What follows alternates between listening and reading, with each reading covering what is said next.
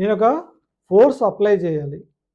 ఈ చేతితో ఒక ఫోర్సు అప్లై చేయాలి. ఈ మాస్కి మూవ్ అవ్వడానికి సరిపడా ఫోర్స్.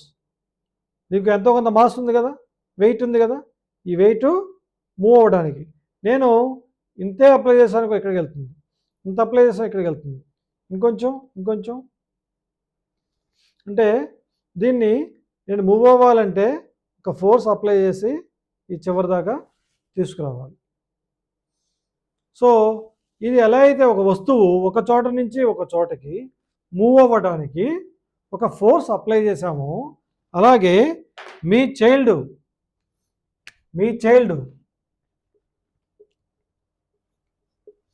ఈ స్టేజ్ నుంచి ఈ స్టేజ్కి అంటే ఏంటి, చిన్నవాడి నుంచి పెద్దవాడు అవడానికి కాదు,